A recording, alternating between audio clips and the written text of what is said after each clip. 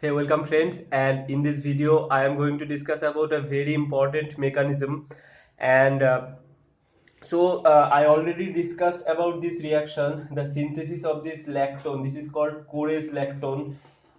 This is a very important reaction. This is the scheme of its synthesis, and this question already came in GATE exam 2018. Okay, and it is also a very favorite question for CSIR exam. So I put the link of the video in the I button and also in the description section. So if you miss this video, definitely check it out because it is very important for you. But in this video I am not going to discuss about this mechanism. Indeed, you can see this is one of the steps in this synthetic scheme where this alpha chloronitrile is hydrolyzed to this ketone. Okay, and I will focus today's today's discussion on this particular reaction. So the reaction is, as you can see, when you have uh, nitrile, alpha chloronitrile, and you react it with basic solution like KOH, you will get a ketone. Now, what is the mechanism of this reaction? I know that many of you may know the synthetic scheme for the core electron preparation, but this particular mechanism is unknown to almost anyone. Okay, and and even I didn't know this. Uh, I didn't know this mechanism before, and this question was actually came in my recent quiz, and I can't do it. It was not actually in the slide of our professor also, but then I, after exam, I came home and searched for the original paper and find out the mechanism. So first of all, as you can see in this particular substrate, this is a tertiary substrate. And in tertiary substrate, for if you think about substitution reaction, only SN1 substitution is possible for a tertiary substrate. But in this case, you can see if you expel your Cl minus as leaving group, you will get a carbocation where a nitrile group is adjacent to it, and you know the nitrile groups are electron withdrawing. So this carbocation will be very unstable, so there is no possibility of SN1 type reaction. Now the second possibility left is SN2 reaction, but again you know that for a tertiary substrate SN2 reaction is very bad because if you consider a tertiary substrate, I already discussed in my video of nucleophilic substitution reaction that for a SN2 reaction to occur, any nucleophile has to approach the sigma star orbital of this it may be any living group, so sigma star orbital of this Cl group, and that is hindered by the presence of these three groups. So if it is tertiary substrate, the SN2 reaction is not possible. But although it is not possible, many people say that this reaction go like this. So they say that first any group will leave and you will have OH. Now you may have CN, or first CN may leave and then this oxygen lone pair push and you will get this ketone. Although this gives the right product, but it is a wrong interpretation. So many times you get a right product out of a wrong interpretation, and I will suggest you not to do that. Okay, now what is the mechanism? So the paper was published in 1883. So you can see this is a very old paper, almost 35 years ago, and still we don't know the mechanism of the reaction. So you should definitely know it. Now what they proposed is that, so you know that if you have a nitrile, any nitrile, and when you react it with basic solution, you this basic hydroxide hydrolyze this nitrile and you get acid, carboxylic acid.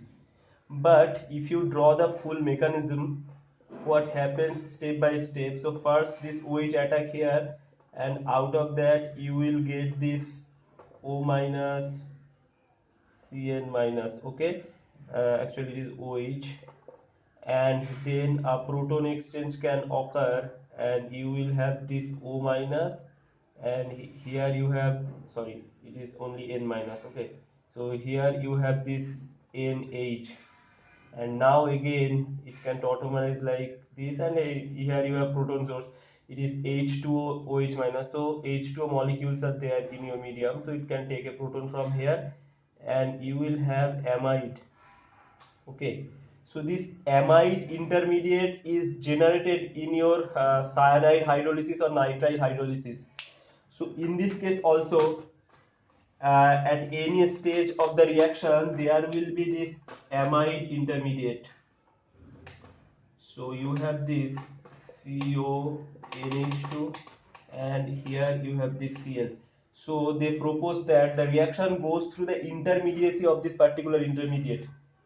Now you know that this is a basic solution, so it can again deprotonate hydrogen from here, or it may be initially it may be like this. So what I am trying to say is that it may already present like this. So from here it may already present like this, or if anyhow it may get converted to this amide, it will again generate this N minus. So now you have two possibilities left. So either this N minus can attack here and you will get this three membered ring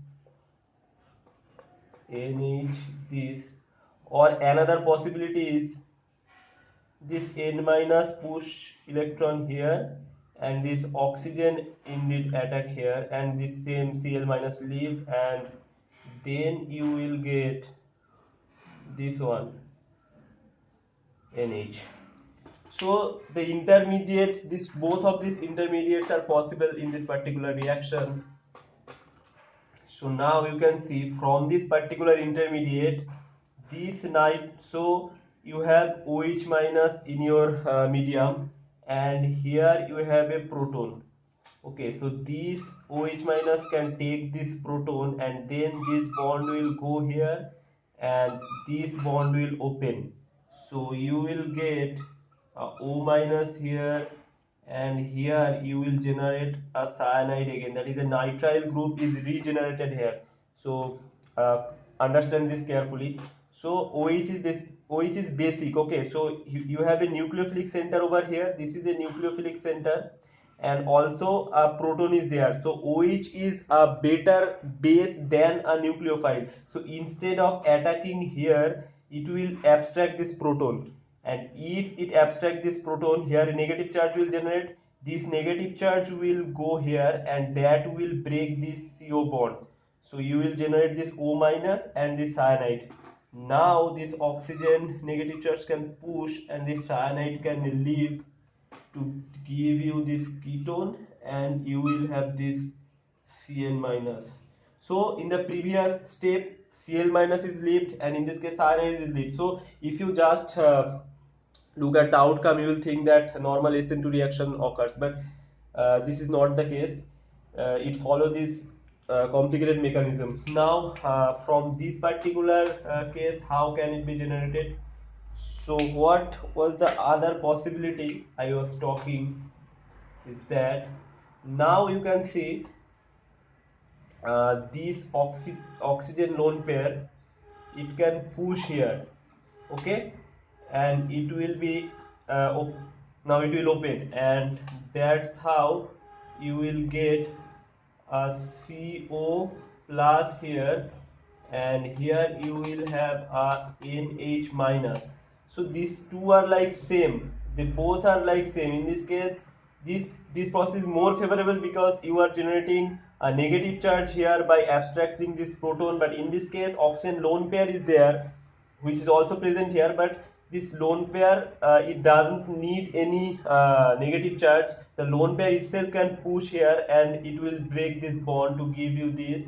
Now like the same way as the previous, this minus can attack here and it will kick off your carbon monoxide molecule. So in this step you will get a carbon monoxide molecule, and here you have this NH. So this is imine, and you all know that your imine is hydrolyzed, it is very unstable, imine is very unstable to acid or base hydrolysis, so in your basic medium it will be hydrolyzed to keto. So that's how you get these two. Now they propose that this mechanism is more favorable, and in any case like primary, secondary or tertiary, so they studied this mechanism on the substrate like this. They took a substrate like here they have amide,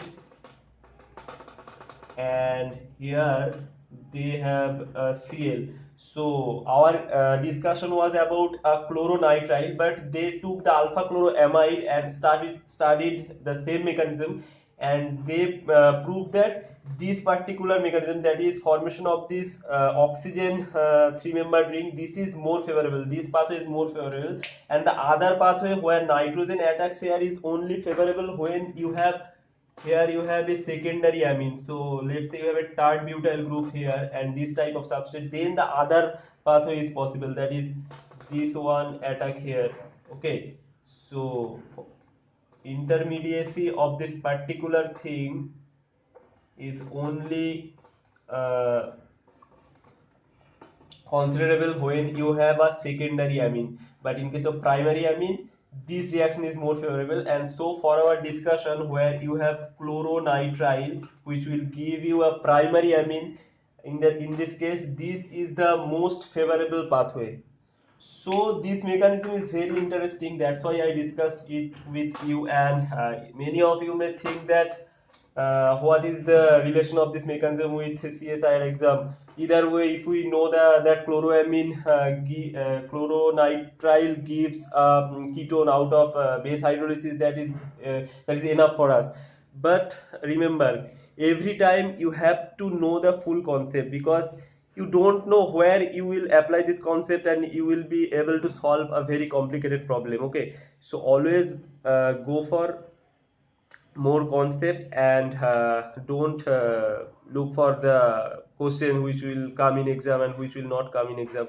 So love your subject, and thank you for watching, and please subscribe my channel.